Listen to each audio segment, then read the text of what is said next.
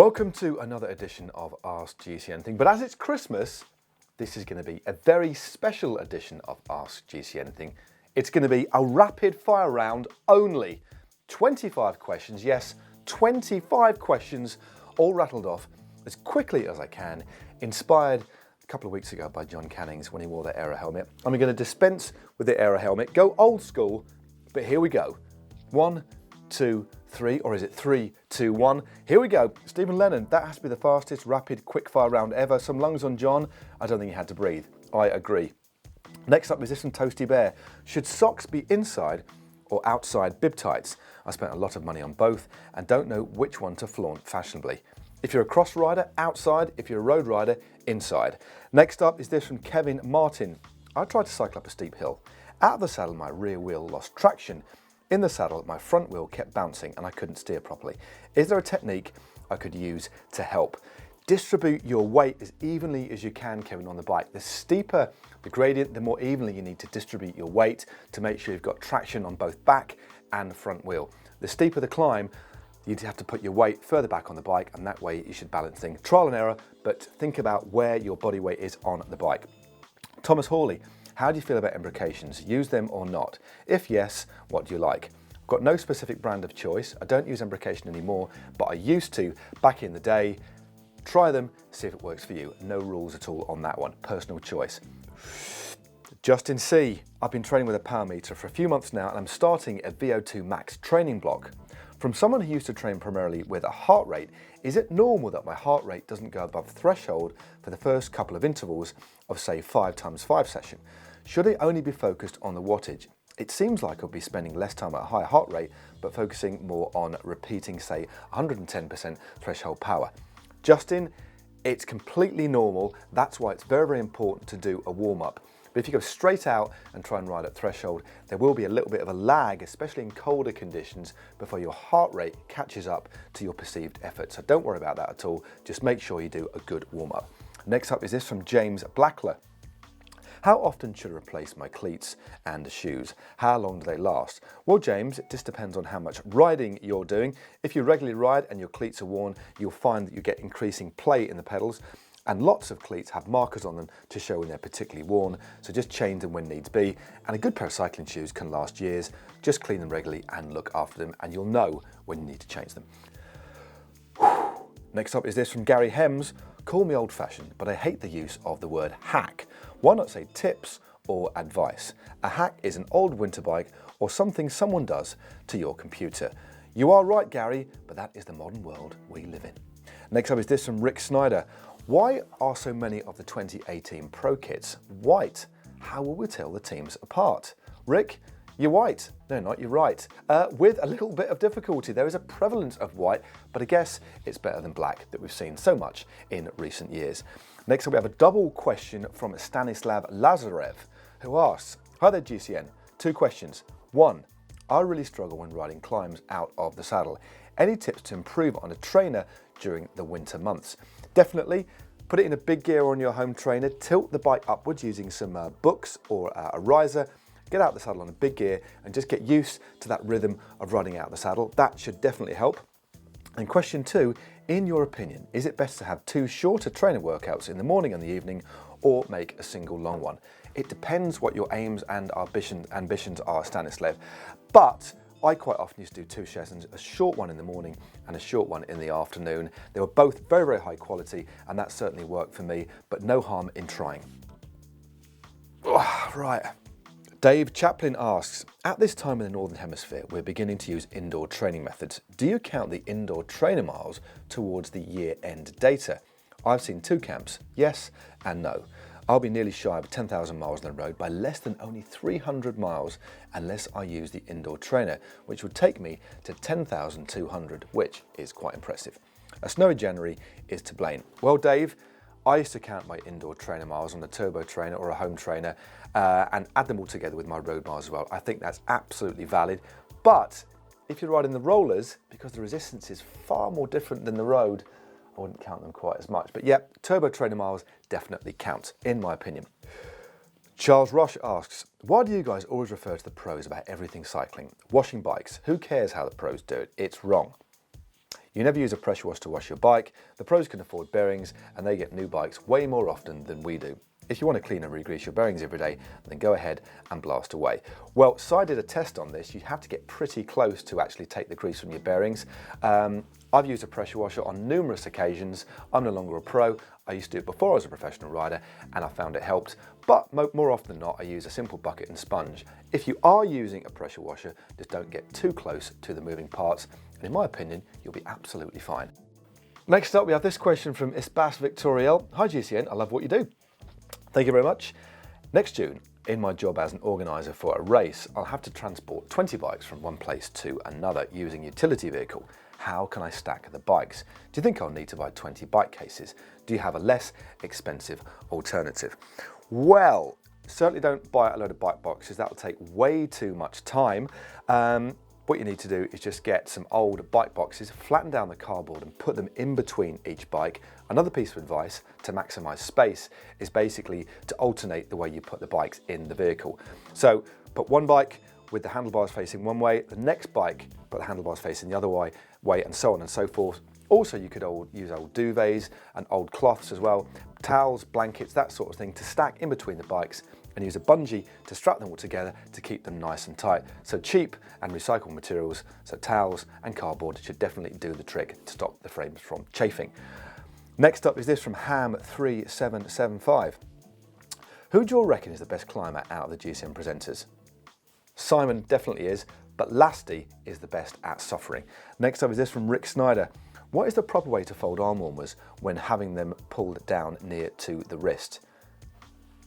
Just do that with them basically. There's no etiquette there. Just pull them down. It's not very aero, but it looks super pro. Captain Jinsung Harkness asks, I want a bigger cassette on my cross bike, which now has a Sora 11 to 28 tooth cassette.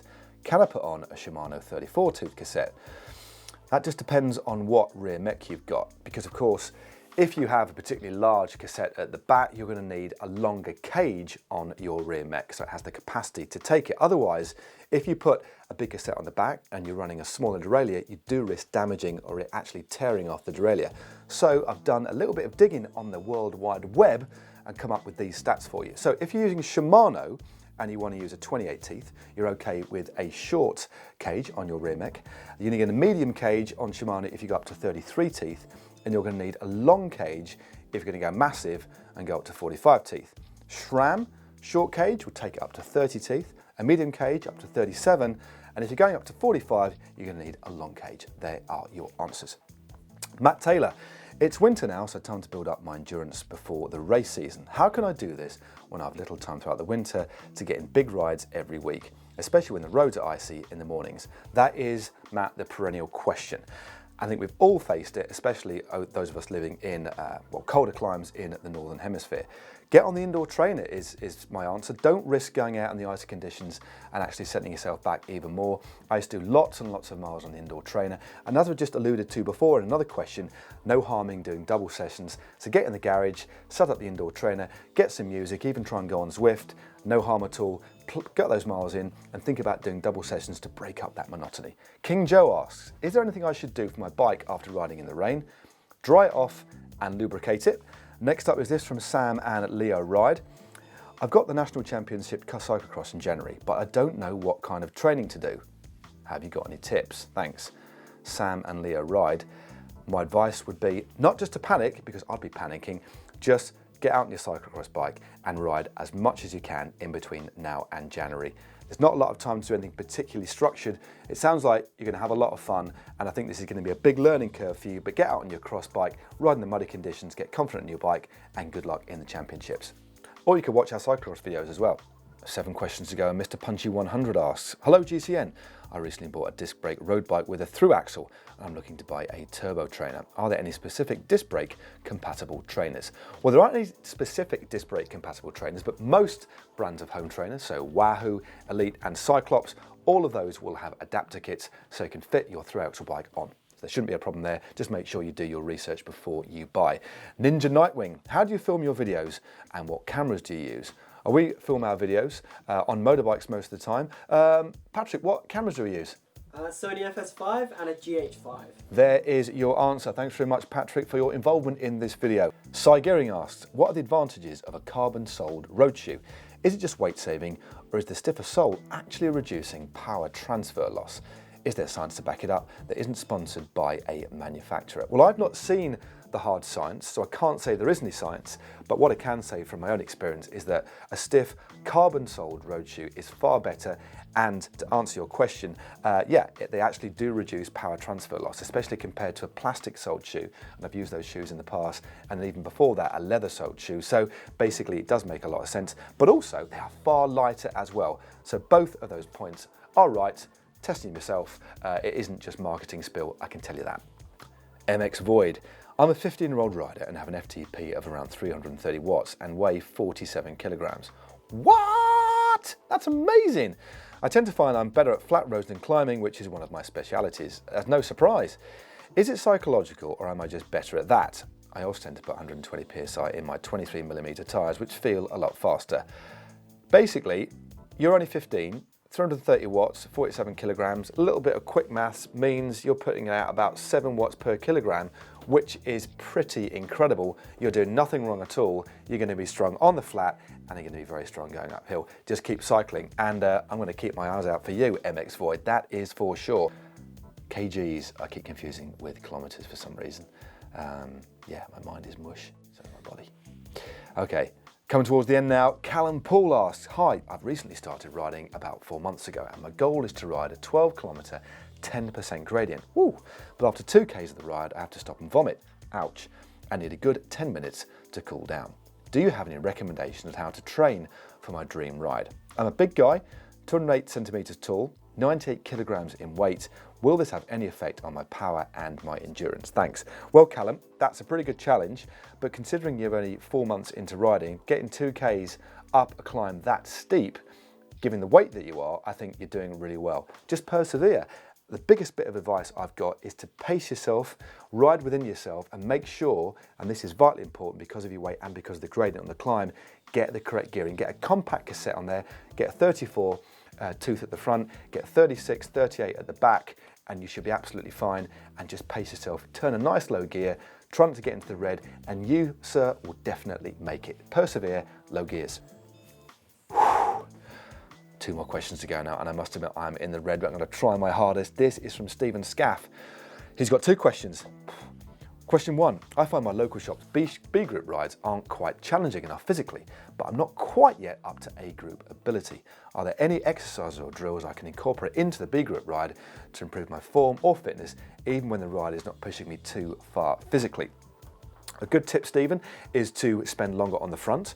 And when it is your turn to go to the back, drop off so you're in the wind a little bit more. And alternatively, what you could do as well, if it's safe to do so, do a little bit of a U-turn, ride the other way, and then chase to get back on again. That is a really, really cool drill that I used to do when I was riding with a slightly slower group.